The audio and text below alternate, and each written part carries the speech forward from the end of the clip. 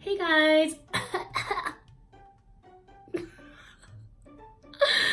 Hi guys! Welcome back to my channel. Thank you so much for tuning in to yet another one of my videos. To anyone that is new to this channel, I just want to say my name is Owandi Mkono and welcome to the Diary of ANM. To everyone that's already subscribed, thank you so very much. It is so motivating to hear the positive feedback and to hear how helpful some of my videos have been to you guys, and I promise to be more consistent in future. So let's jump straight into what everyone is here for and that is to find out more about what your contract should be like. Should you be considering a job here in China? What is my hair doing? Okay. Anyway, don't forget to watch this video, do like it, do share it, do comment, do subscribe, but most importantly, do you.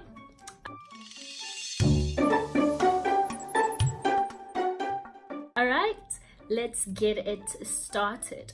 So I've got a few points written down because I want to make sure that I remember everything. But before we start, I just want to make it clear that I'm no lawyer. I'm not a contract person in any way.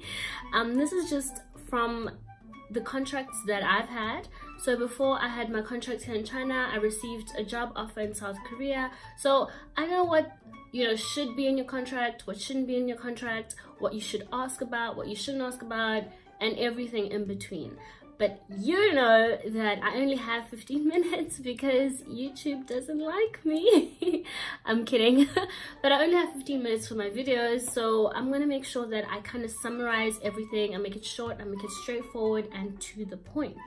So I'm going to get right into it with number one. It's only 5 points. Okay, so point number one is your working hours.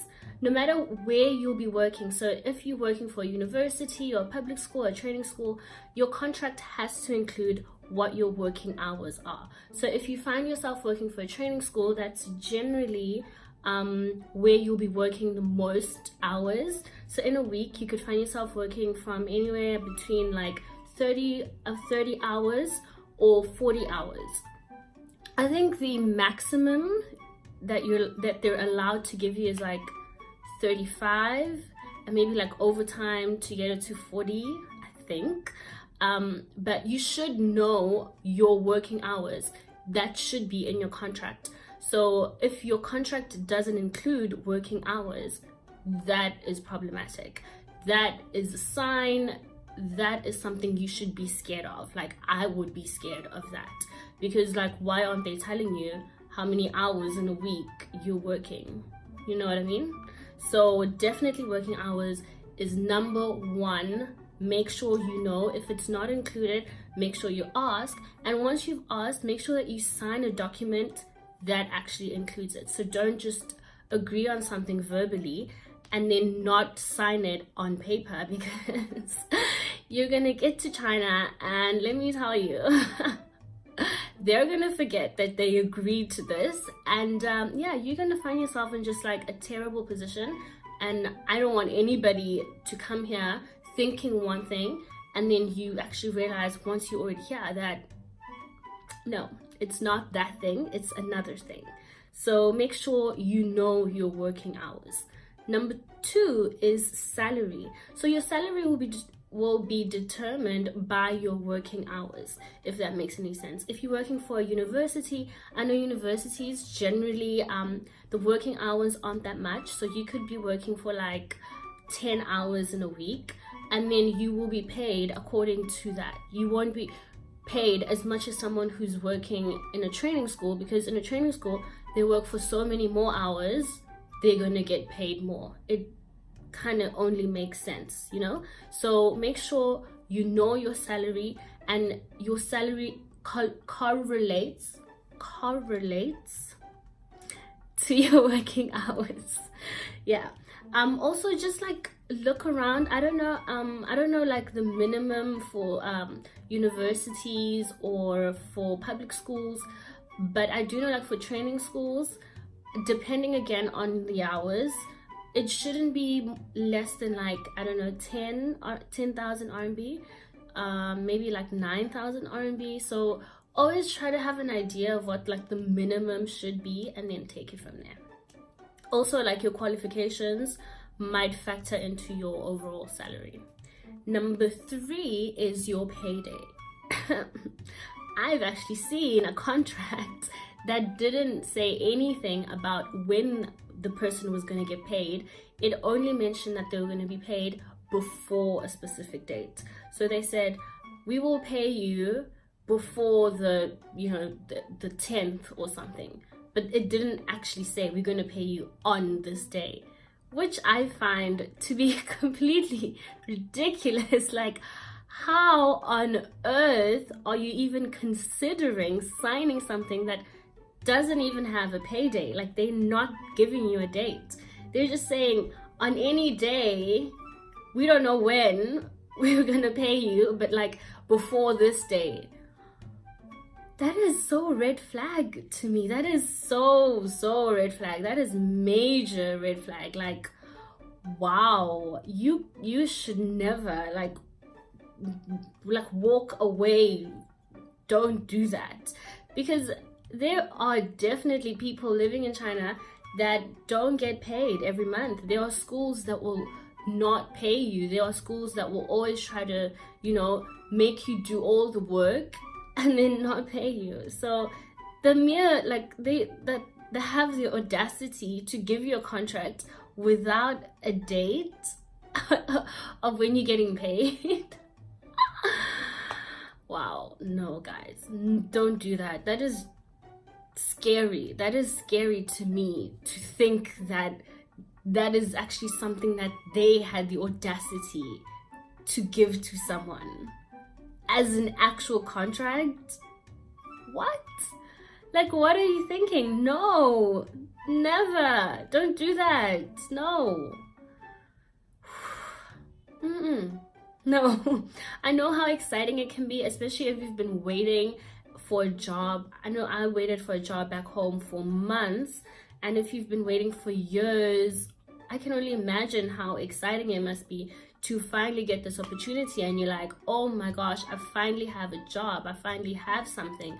But you must understand that as much as you want the job, the people that are hiring you, they need you as much as you need them. Like, it's that type of relationship. So make sure that you're always in a place where you're comfortable and where you're doing your work and you getting rewarded for your work, if that makes any sense. Like, don't come here and you're like so desperate and you're gonna accept anything. That's not right. You should not do that. You should respect yourself, and they should respect you just as well.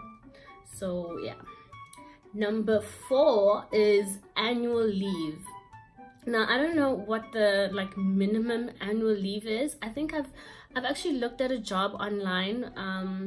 I was just searching like other ESL jobs for all of this, and I think it said like 2 days off annual leave, and I was just like, wow,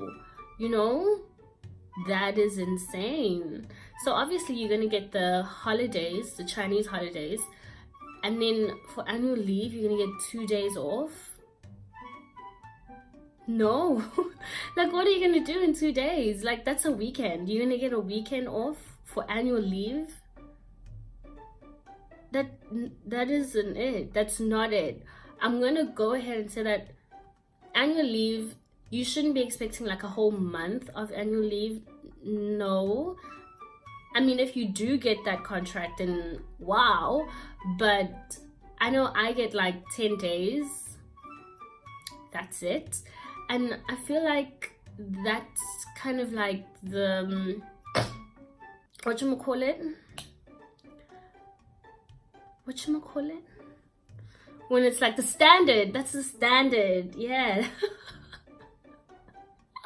I feel like that's the standard. I'm sorry. I'm sorry. But yeah, I feel like that's the standard. Like, maybe 10 days, maybe 8, maybe a little bit more, even like 12, 15 if you can. But 2 days or 3 days off for annual leave, I just don't think that's it. I mean, you're going to be working here for quite a while, so you need a break. Maybe negotiate that. I don't know, but yeah, not 2 or 3 days. That doesn't make sense. And then lastly, number 5 is your accommodation arrangements. So this one I have to include because I made a mess of it, and I just want to make sure you don't make a mess of it.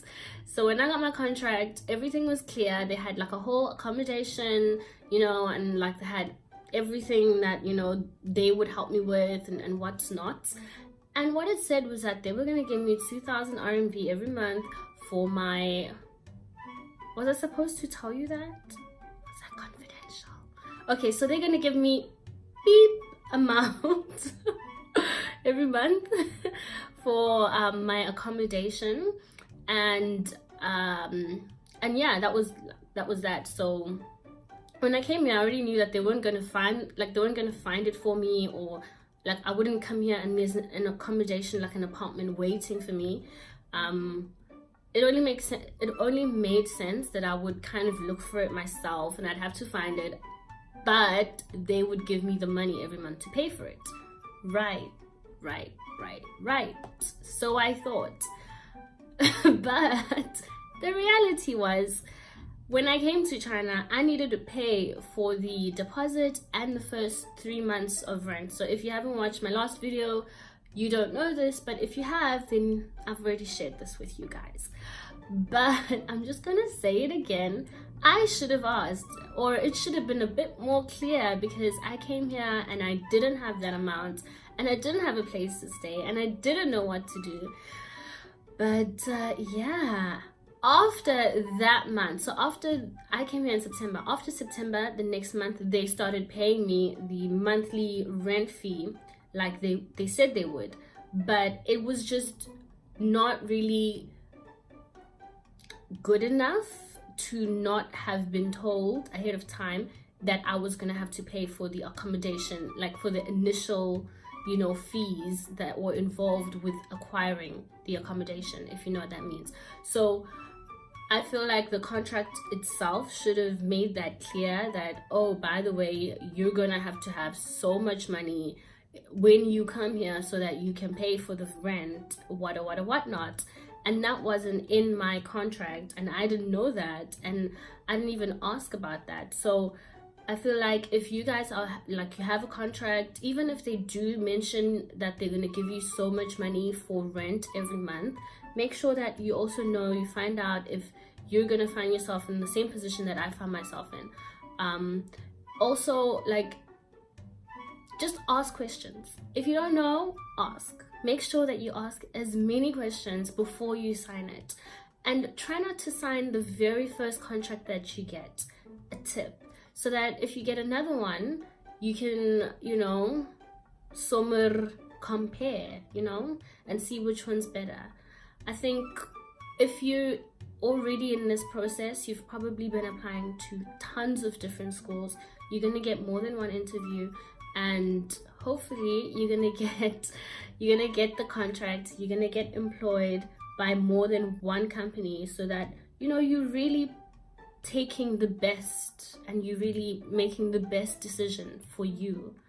So yeah, that is it for my video, and it is 14 minutes long.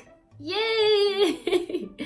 I really must apologize. I know that I kind of keep you guys waiting for my videos. I'm sorry. I'm gonna be so much more consistent. Don't even sweat it. Like, don't worry about it. Anyway, thank you so much for tuning in. I will see you guys in next week's video. From me, it is a bye.